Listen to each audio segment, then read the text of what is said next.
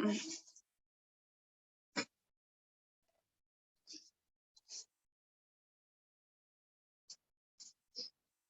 right. So, hello everyone. Welcome back to my YouTube channel. My name is Ayushi Arora and I welcome you all to my YouTube channel. देखिए, जैसे कि मैंने बोला था कि मैं लाइव आऊंगी रोज, तो वो लाइव आना पॉसिबल नहीं हो पा रहा है because I am not feeling well. मेरे को थोड़ा कोल्ड वगैरह हो रहा है. सो हम ये रिकॉर्डेड सेशन जो मैं अपने स्टूडेंट्स के साथ कंडक्ट करती हूँ, ये उस सेशन को हम कंडक्ट कर रहे हैं.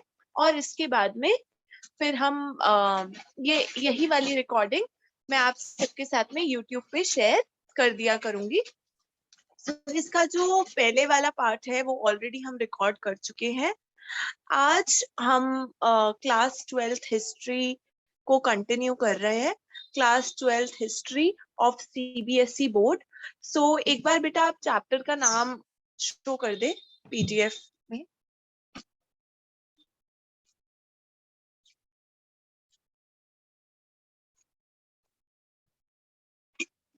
हाँ जी.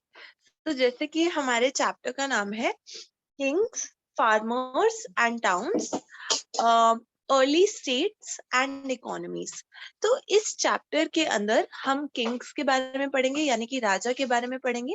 उस समय पर फार्मर्स कैसे थे उनके बारे में पढ़ेंगे, टाउन्स के बारे में पढ़ेंगे और अर्ली स्टेट्स एंड इकोनॉमीज के बारे में पढ़ेंगे. देखो, जो ये स्टार्टिंग का पार्ट है ये मैं ऑलरेडी वैसे डिस्कस कर चुकी हूँ. अभी हम जो ये 600 BC से 600 CE के बीच में है circa. जिन बच्चों ने टाइमलाइन वाली वीडियो नहीं देखी है मेरी, कॉन्सेप्ट ऑफ टाइमलाइन करके एक वीडियो बनी हुई है, वो वीडियो आप जरूर देख लेना. That is the most crucial video to understand dates in history. तो अगर आपको डेट समझनी है हिस्ट्री में, तब आप वो टाइमलाइन वाली वीडियो जरूर देखेंगे. ठीक है.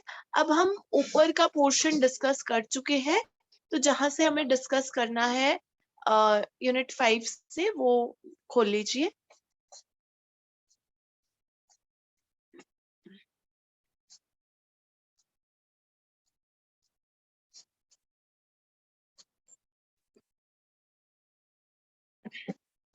हाँ जी.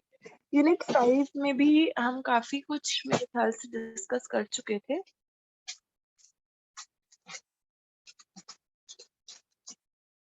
हाँ, आई गेस यहीं से हमें स्टार्ट करना था. So we are going to talk about differences in rural society. इससे ऊपर वाला हो गया था ना डिस्कस. चलिए, अभी मैं आपको एक छोटा सा ओवरव्यू दे देती हूँ कि अभी तक हमने क्या पढ़ा है. जिन बच्चों ने मे बी इस वीडियो से देखना शुरू किया होगा, क्योंकि ये वीडियो जो है आपके पास में एक एक वीडियो का पार्ट, मतलब 2-3 पार्ट्स में आपके पास ये चैप्टर आएगा. सो 3 घंटे का अप्रोक्सीमेटली ये चैप्टर है. सो इस चैप्टर में हम यही डिस्कस कर रहे हैं. We are discussing about Mauryan empire. ठीक है. तो हम मौर्यन एम्पायर को डिस्कस कर रहे हैं, लेकिन उस समय की टाइम को हम ठीक तरीके से डिस्कस करेंगे कि उसमें और कौन कौन सी चीजें आई हैं. सो डिफरेंसेस इन रूरल सोसाइटी. देखो, हमने कल की क्लास में कुशान्स की भी बात की थी, सतवाहनास की भी बात की थी, और हमने बहुत सारी और भी चीजों की बात की थी.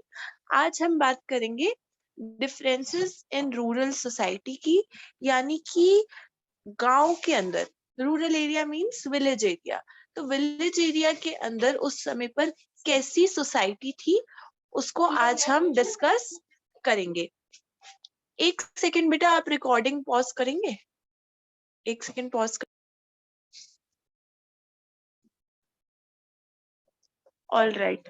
So as we are going to discuss about differences in rural society, कि यानी कि विलेज एरिया में जो सोसाइटी थी वहां पर उस समय पर क्या क्या डिफरेंसेस थे, उसके बारे में हम बात करेंगे. सो आप इसे पढ़ना शुरू कीजिए प्रियांशु जी. Difference in rural society. While these technologies often led to an increase in production, the benefits were very uneven.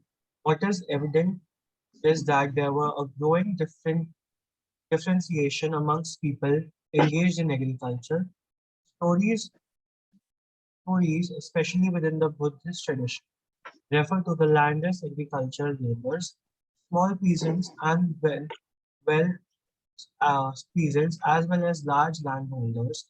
The term Gajapati was often used in Pali texts to designate the second and the third categories, the largest landholders as well as the village headmen, whose possession was often hereditary, emerged as a powerful figures and often exercised control over the cultivator. Early Tamil literature, the Sangam texts also mentioned different categories of people living in the village, large landowners or the velalar, plowmen or the Yuzhawar, and the slaves or the Adimai. It is likely that these differences were based on differential access to land labor and some of the new technologies. In such a situation, questions of control over the land must have become crucial as these were often discussed in legal texts. ठीक है, तो इससे आपको क्या समझ में आता है, इसको एक्सप्लेन करने की कोशिश करो, फिर मैं एक्सप्लेन कर दूंगी। नहीं आया? चलो मैं करती हूँ। देखिए, हम बात कर रहे हैं कि किस तरीके से उस समय की जो रूरल सोसाइटी है, यानी कि जो विलेज एरिया है, वहां पर क्या क्या डिफरेंसेस देखे गए हैं। जैसे कि आज की डेट में अगर मैं प्रेजेंट डे सिनेरियो में बात करूं, तो हम विलेज में जाते हैं तो हम क्या क्या देखते हैं, वहां का अटायर डिफरेंट होता है, यानी कि लोग अलग तरीके के कपड़े पहनते हैं। सिटीज में ज्यादातर लोग जीन्स टॉप ऐसी चीजें पहनते हैं, विलेज में क्या पहनते हैं, धोती कुर्ता पहनते हैं या घाघरा चोली पहनेंगे, इस तरीके से उनका अटायर डिफरेंट होता है। अब हम बात करेंगे कि कैसे डिफरेंसेस थे उस समय की रूरल सोसाइटी में। तो सोसाइटी की जब हम बात कर रहे हैं, जैसे आज की डेट में हम बताएंगे कि ओके, विलेज के अंदर पंचायत होती है और भी बहुत सारे सेक्टर्स होते हैं, म्यूनिसिपल कॉर्पोरेशन का भी वहां पर रोल आ रहा है। हम प्रेजेंट डे सिनेरियो में इस तरीके से बात करेंगे। अब इसके अंदर हमने पढ़ा है, while these technologies often led to an increase in production, तो बोल रहे हैं कि खेती बाड़ी के अंदर, प्रोडक्शन के अंदर क्या हो रहा है, चेंजेस आ रहे हैं, इंक्रीज हो रहा है प्रोडक्शन, लेकिन but the benefits were very uneven. सबके बेनिफिट्स क्या है, अलग अलग है। So what is amongst the people engaged in agriculture. तो सबसे पहले देखिए, जब भी हम रूरल सेक्टर की बात करते हैं तो एरो करके बेटा अपनी बुक में आगे लिख लो एग्रीकल्चर। एग्रीकल्चर विलेज के अंदर सबसे ज्यादा इंपॉर्टेंट होता है। Engaged in agriculture, stories, especially within the Buddhist tradition, refer to the landless agricultural laborers. ठीक है, तो हम ये 600 BC से 600 CE तक की बात कर रहे हैं। ठीक है, जब हम इसकी बात कर रहे हैं तो obviously we are going to talk about agriculture. जब हम रूरल एरिया की बात कर रहे हैं तो बता रहे हैं कि जो बुद्धिस्ट, क्योंकि उसी समय पर आपका बुद्धिज्म भी आया है, तो बुद्धिज्म के अंदर लैंडलेस एग्रीकल्चरल लेबरर्स के बारे में बात की गई है, स्मॉल पेजेंट्स की बात की गई है, लार्ज लैंड होल्डर्स की भी बात की है। अब यहाँ पर जो टर्म गाहापति है, द टर्म गाहापति, इसको आप मार्क कीजिए, very important. The term gahapati को मार्क कीजिए, very important. The term gahapati was often used in Pali text. Pali text के अंदर यूज होती है to designate the second and the third categories. तो इसके अंदर इन्होंने 3 तरीके की कैटेगरीज बना रखी है। The large land holders, पहले वो जिनके पास बड़ी बड़ी जमीनें हैं, ठीक है, as well as the village headman, जो विलेज का हेड होगा, वो person whose position was often hereditary, हाँ, emerged as powerful figures, and often literature, the Sangam text also mentioned different categories of people living in these villages. तो संगम text के अंदर हमें बाकी की और कैटेगरीज के बारे में पता चलता है। अब गाहापति का मतलब क्या होता है वो हम नीचे वाला जब बॉक्स पढ़ेंगे तो हमें क्लियर हो जाएगा। उसके बाद आगे लिखा है, early Tamil literature, the Sangam text also mentioned different categories of people living in the villages, large landowners or velalar, plowmen or uzravar, and slaves और आदिमाई। तो बोल रहे हैं कि जो तमिल कैटेगरीज है उसके अंदर लार्ज लैंड ओनर्स को क्या बोलते हैं, जिनके पास बड़ी बड़ी जमीनें हैं, उनको हम क्या बोलेंगे, वेलालार। क्या बोलेंगे कृष्णा जी? वेलालार। और प्लोमेन को हम क्या बोलते हैं? उजावार। और स्लेव्स को बोलते हैं आदिमई। ठीक है, ये कुछ टर्म्स है जिनके ऊपर आपको ध्यान देना है कि जो लार्ज लैंड ओनर्स है उनको हम वेलालार बोल रहे हैं, प्लोमेन को उजावार बोल रहे हैं, और स्लेव्स को हम आदिमई बोल रहे हैं।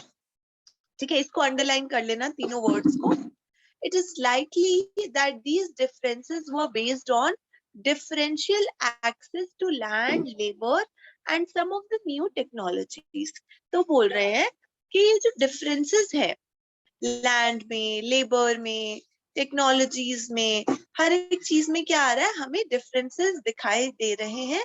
In such a situation question of control over land must have become crucial. जब हम कह रहे हैं कि एक जगह पर लार्ज लैंड ओनर्स भी हैं, मतलब एक जमीन को लैंड ओनर यानी कि जो उस लैंड का मालिक है वो भी है, जिसको हम वेलालार कह रहे हैं। फिर प्लोमेन भी है, यानी कि जो वो जमीन को जोत रहे हैं, जो हल वगैरह वहां पर चला रहे हैं, वो प्लोमेन भी है, जिसे हम उजावार कह रहे हैं। और स्लेव्स भी है, आई एम सो सॉरी, जिसे हम आदिमई कह रहे हैं। तो मेरा गला ठीक ही नहीं हो रहा, क्या करें।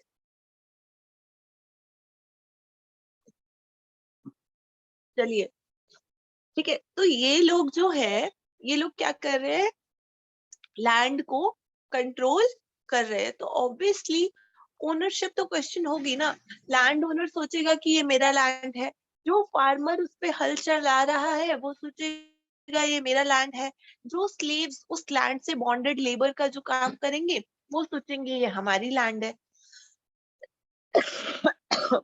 इतना समझ में आया? क्लियर है? चलिए गाहापति पढ़िए। Agahapati was the owner, master or head of the household who exercised control over the women, children, slaves and workers who shared a common residence. He was also the owner of the resources, land, animals and other things that belonged to the household. Sometimes the term was used as a marker of status for men belonging to the urban elite, including wealthy merchants.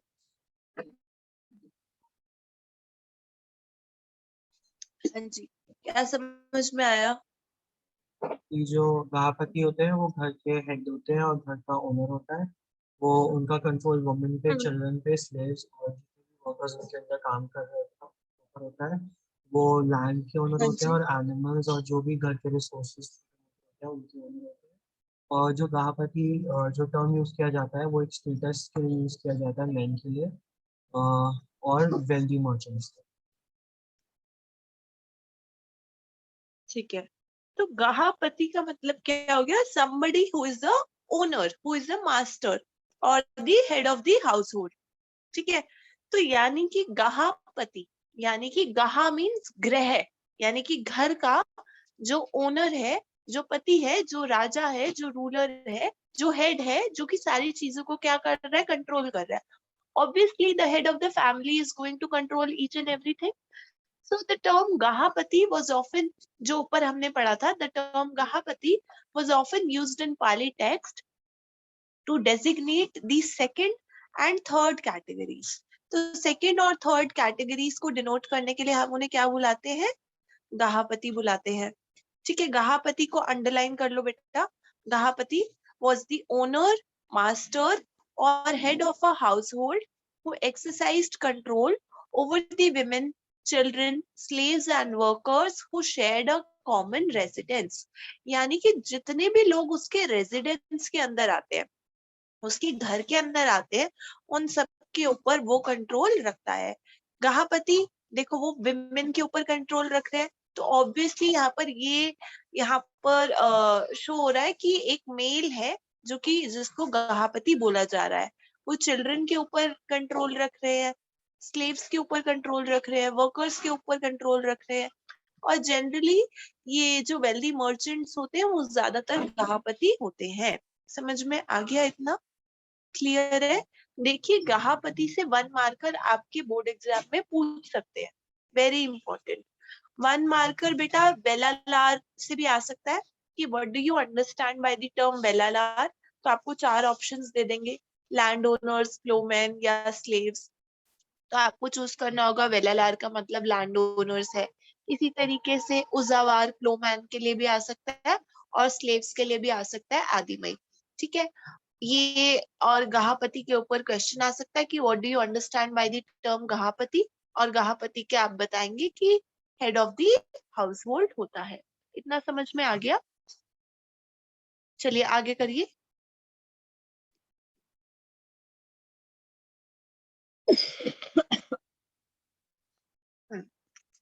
जो ये land grants वाला topic है 5.4, इसको mark करिए, very very very important.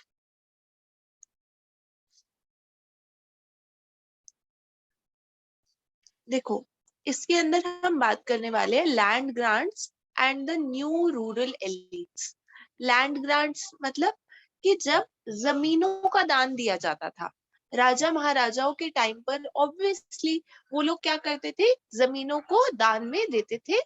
And new rural elites, तो नए जो rural elites है, रूरल मतलब गांव के अंदर जो एलिट लोग हैं। अब गांव के अंदर ऐसा नहीं है कि सब लोग गरीब ही होंगे, गांव के अंदर भी अमीर लोग होते हैं।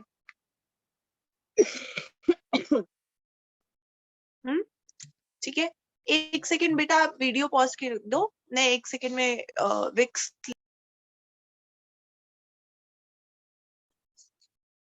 So we are going to talk about land grants and new rural elites. Land grants का मतलब क्या होता है कि जब राजा महाराजा अपनी जमीनों का क्या करते हैं, दान करते हैं। एंड न्यू रूरल एलिट्स यानी कि नए नए जो रूरल एरिया में एलिट लोग आए हैं। एलिट मतलब रिच क्लास। ठीक है, सो हाँ जी, पढ़ना शुरू कीजिए। From the early century, Land grants and new rural elites. From the early centuries of the Common Era, we find grants of land being made, many of which were recorded in inscriptions. Some of these inscriptions were on stone, but most were on copper plates, which were probably given as a record of transaction to those who received the land. The records that have survived are generally about grants to religious institutions or the Brahmins. Most inscriptions were in Sanskrit, in some cases, and especially from the 7th century onward. Part of inscriptions was in Sanskrit, while the rest was in local language such as Tamil or Telugu. Let us look at one such inscription. More closely. हाँ जी, सो अब इसमें बेटा हम land grants की बात कर रहे हैं, तो बोल रहे हैं from the early centuries of the common era. देखिए अगर आपने कॉन्सेप्ट ऑफ टाइमलाइन वाली वीडियो नहीं देखी है, then I request you please go back and do watch the video on the concept of timeline, because when you will understand the concept of timeline तो आपको common era का मतलब समझ में आ जाएगा। कॉमन एरा के लिए हम सीई लिखते हैं। ठीक है, so many of which were recorded in inscriptions. Some of these inscriptions were on stone. तो बहुत सारी inscriptions, यानी कि उस समय मीडिया तो था नहीं कि भाई मीडिया बताएगी हमारे को कि किस तरीके से चीजें हो रही हैं। ठीक है, तो उस समय पर राजा महाराजा क्या करते थे, इंस्क्रिप्शंस बनाते थे। इंस्क्रिप्शन मतलब क्या कि पत्थरों के ऊपर एनग्रेविंग्स कर दिया जाता था, स्टोन के ऊपर अपनी बात वो लिख देते थे। So some of these inscriptions were on stones, but most were on copper plates. और काफी सारी inscriptions किस पे होती थी, कॉपर प्लेट्स पे होती थी. So which were probably given as a record of the transaction to those who received the land. तो उसमें लिखते थे कि किसको लैंड दी जा रही है. जैसे कि आज की डेट में प्रेजेंट डे सिनारियो में आपने देखा होगा, लोग जैसे मंदिर गुरुद्वारे में अगर पंखे डोनेट करते हैं या कोई एसी डोनेट करता है या कोई एक ट्यूबवेल लगाता है मंदिर में या गुरुद्वारे में, तो मैंने कई बार ही देखा है, इनफैक्ट पंखों के ऊपर भी लिखा होता है कि so and so person has donated this, कि श्रीमान इसने ये पंखा डोनेट किया है इस मंदिर के अंदर.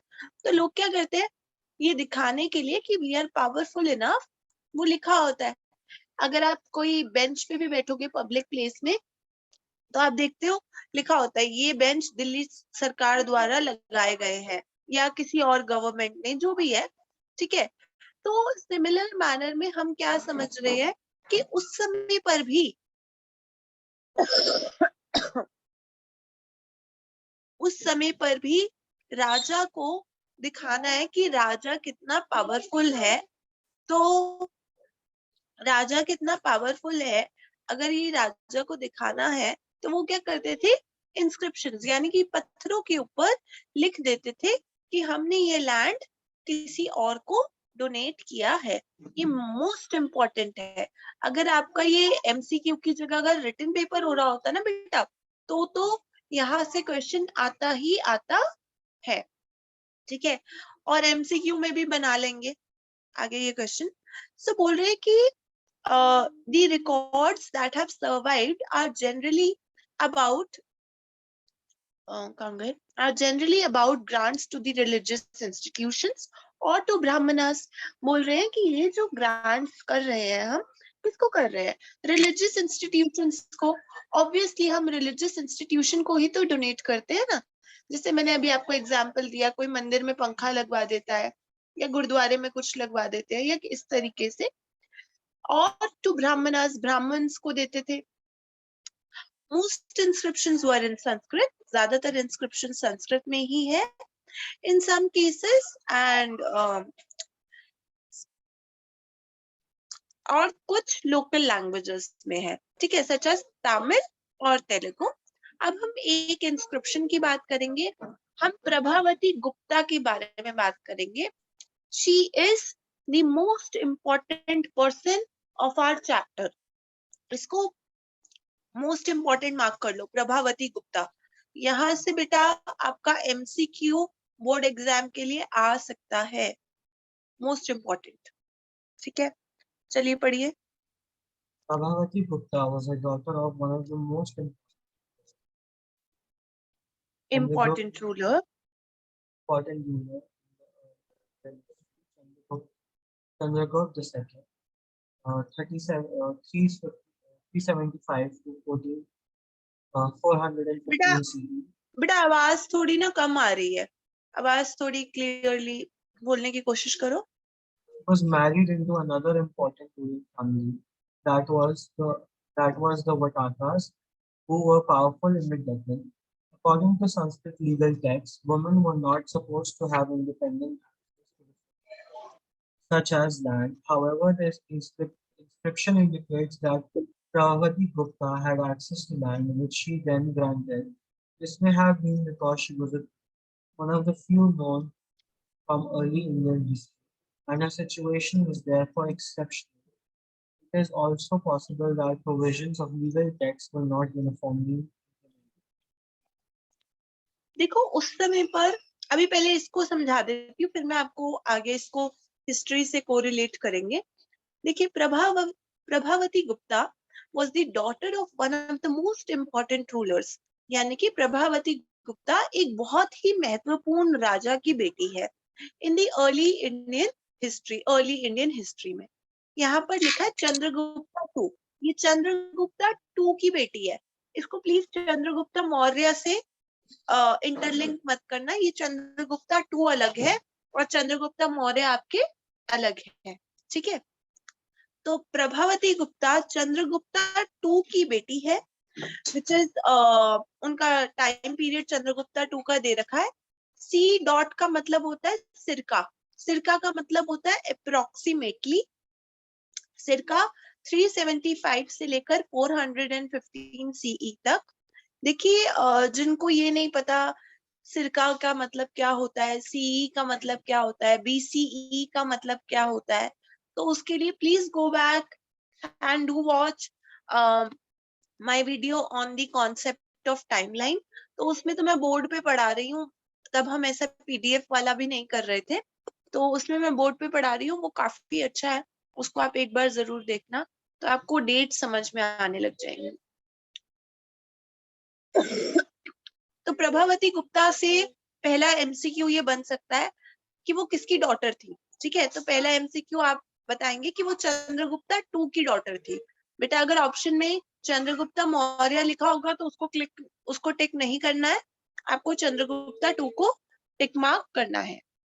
फिर आगे लिखा है she was married into another important ruling family that was that of the Vakatakas। अब इसको अंडरलाइन कर लो, she got married into another important ruling family that was of the Vakatakas। तो ये Vakatakas की फैमिली में इनकी शादी हुई प्रभावती गुप्ता की, who were powerful in the Deccan। तो यानी कि इनकी शादी कहाँ पर हुई, डेक्कन में हुई, जो कि और वकाटका रूलिंग फैमिली में हुई थी। So according to Sanskrit legal text, जो पुराने जमाने के संस्कृत में जो लीगल टेक्स्ट लिखे जाते थे उसके अंदर ये बोला जाता था कि women were not supposed to have independent access to resources such as land। कि औरतों के पास कोई अधिकार नहीं है जमीन रखने का, ऐसा उस समय पर बोला जाता था। लेकिन however the inscriptions indicate that Prabhavati had access to land which she then granted।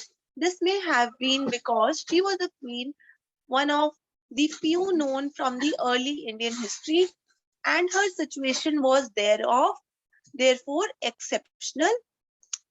It is also possible that the provisions of the legal text were not uniformly implemented।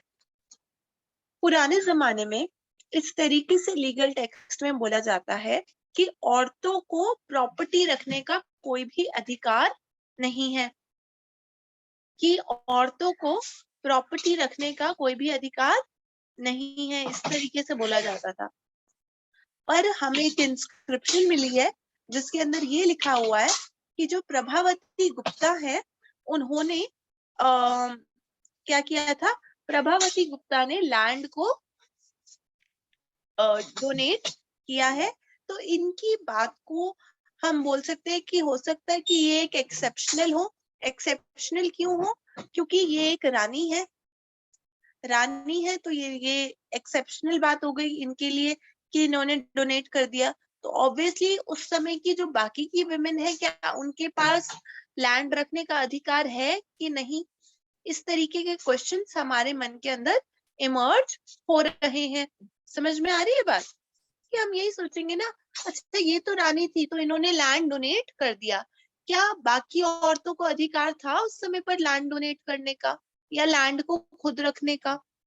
ठीक है, सो ये questions these questions we can think on the like from the viewpoint of feminist। अगर हम feminist viewpoint के हिसाब से जाए तो वो उस समय पर सोचेंगे कि क्या औरतों को अधिकार मिले या नहीं मिले।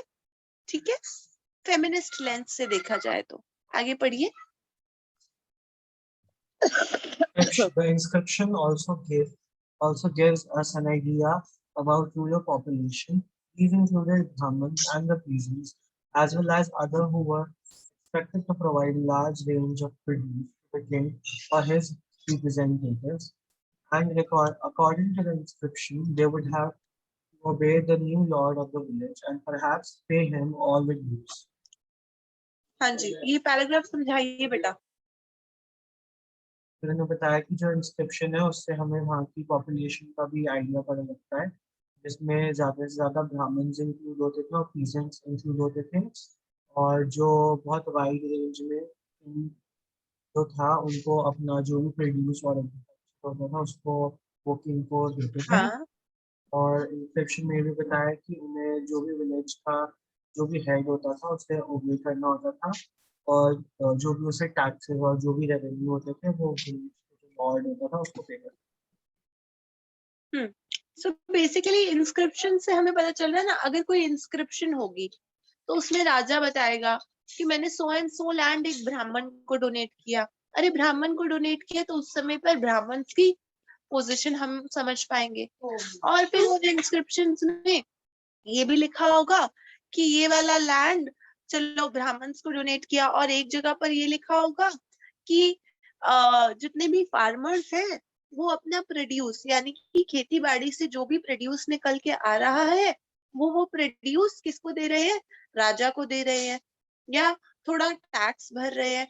तो उस समय पर हमें ये बहुत इम्पोर्टेंट है समझना कि इंस्क्रिप्शन से हमें वहां की सोसाइटी में लोगों की क्या पोजीशंस है वो हमें समझ में आने लग जाएगी। समझ में आ गया? क्लियर है इतना? हाँ जी, चलिए आगे पढ़िए। Land grants such as this one have been found in several parts of the country. There were regional variations in the sizes of land donated, ranging from small plots to vast stretches of uncultivated land, and the rights given to those, the recipients of the grant. The impact of land grant is a subject of heated debate among the historians. Some feel that land grants were part of a strategy adopted by ruling lineages to extend agriculture Lineages.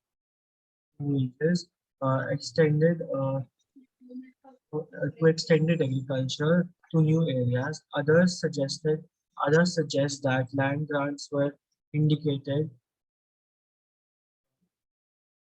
of weakness Indicative of weakening political power. power as kings were losing control over the Samantas. They tried to win allies. हाँ जी बेटा, 1 minute pause करना जरा, मतलब recording pause करना 1 second, तो वहीं से continue हो जाएगी ना रिकॉर्डिंग। हाँ, ठीक है, तो इधर आपने जैसे बताया कि land grants such as this one have been found in several parts of the country. जैसे कि हमने प्रभावती गुप्ता का एग्जाम्पल लिया कि उन्होंने लैंड को क्या किया, डोनेट किया। अब ये जो लैंड ग्रांट्स के एग्जाम्पल है ये हमें कंट्री के अलग अलग पार्ट्स पे देखने को मिल रहे हैं। There were regional variations in sizes of land donated. हर जगह पर regional variations भी हैं, ranging from small plots to vast stretches of uncultivated land. हो सकता है किसी ने छोटा एरिया दान में दिया हो, किसी ने कोई uncultivated land डोनेट किया हो, and the rights given to donees. अब इसका डोनीज का मतलब क्या है? The recipient of the grants.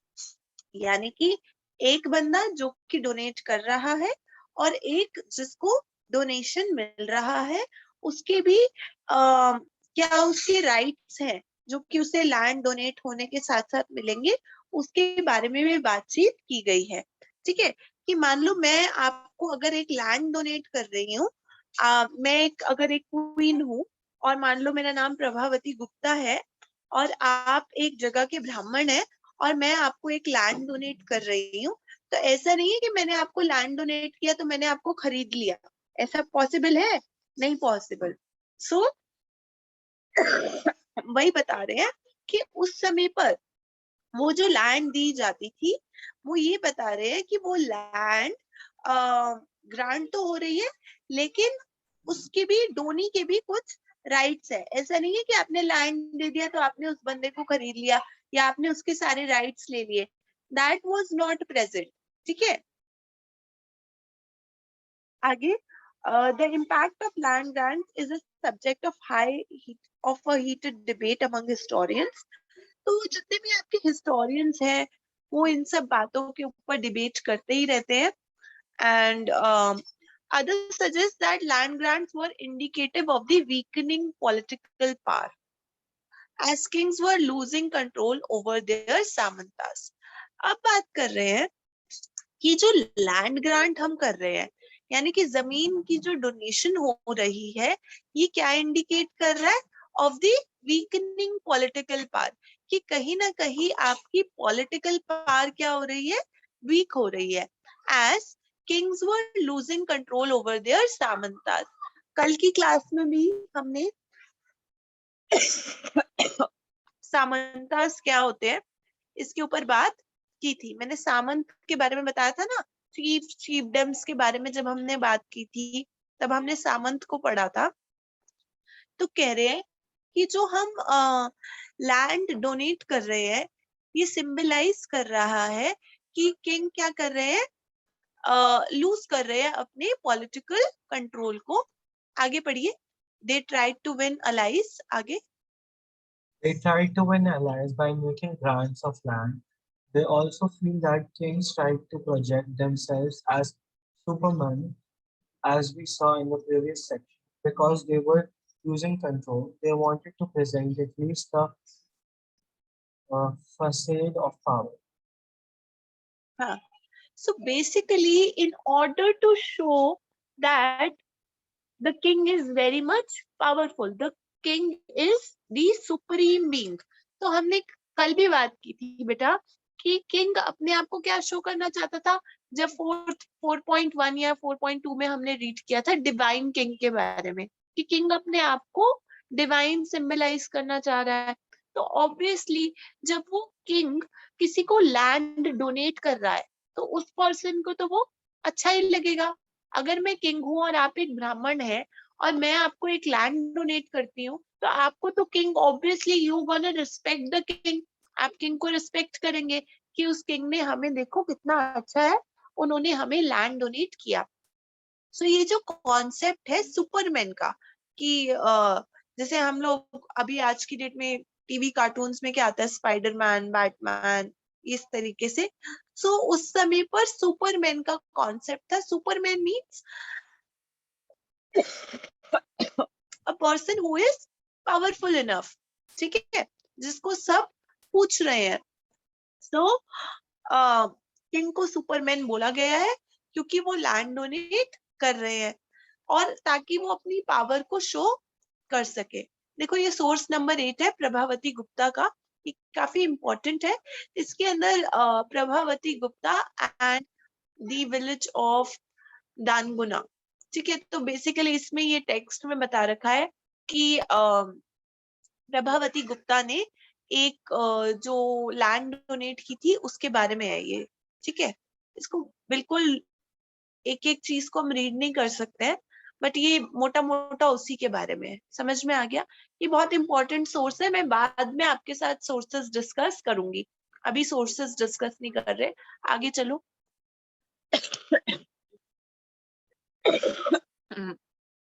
Land grants हाँ जी. provide some insight into the relationship between culture and the state. However, there were people who were often beyond the reach of officials or samantas, pastoralists, fisherfolk, and hunter-gatherers, while sedentary artists and shifting Artisans. shifting cultivators. Generally, such groups did not keep detailed records of their lives and transactions. So what are we talking about? We are talking about land grants. कि उस समय पर जो जमीनों का जो दान देने की जो प्रथा थी उसके बारे में हम बात कर रहे हैं 600 BC से 600 CE के बीच के टाइम पीरियड के अंदर. सो लैंड ग्रांट्स बता रहे हैं कि ये हमें इंसाइट देता है about the relationship between cultivators and the state, कि उस समय के कल्टीवेटर्स और स्टेट के बीच में किस तरीके का रिलेशनशिप था उसके बारे में हम बात कर रहे हैं. कल्टीवेटर्स के बीच में और हमारे बीच में मतलब कल्टीवेटर मतलब जो फार्मिंग कर रहे हैं और स्टेट मतलब क्या, जो वहां पर राजा है, उनके बीच में क्या रिलेशनशिप है.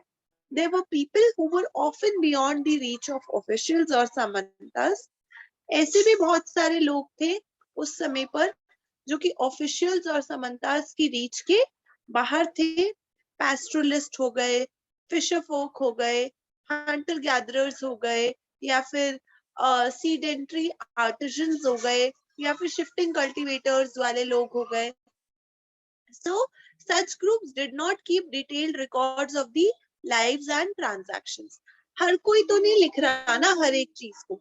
जैसे आप और मैं आज की मीडिया में क्या हो रहा है या वर्ल्ड में क्या हो रहा है, क्या हम हर दिन नोट करते हैं? नहीं करते हैं हम लोग सुनते हैं, ठीक है, सोशल मीडिया पे देखा और फिर हम भूल जाते हैं. तो उसी तरीके से कह रहे हैं कि देखो राजा ने क्या सोचा या राजा ने क्या किया वो तो हमें इंस्क्रिप्शंस के थ्रू पता चल गया, लेकिन वहां की जनरल पब्लिक की लाइफ क्या है या जनरल पब्लिक किस तरीके से काम कर रही है वो हमें नहीं पता चलता. ठीक है, क्योंकि वो तो नहीं लिख रहे ना. They are not keeping the detailed records of their lives और the transactions which they are doing on daily basis, है ना. चलिए आगे चलिए.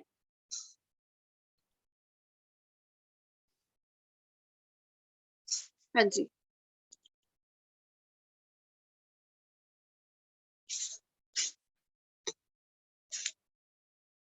Towns and trade. एक सेकेंड बेटा मैं दरवाजा बंद कर दूं. एक सेकेंड के लिए रिकॉर्डिंग पॉज करना.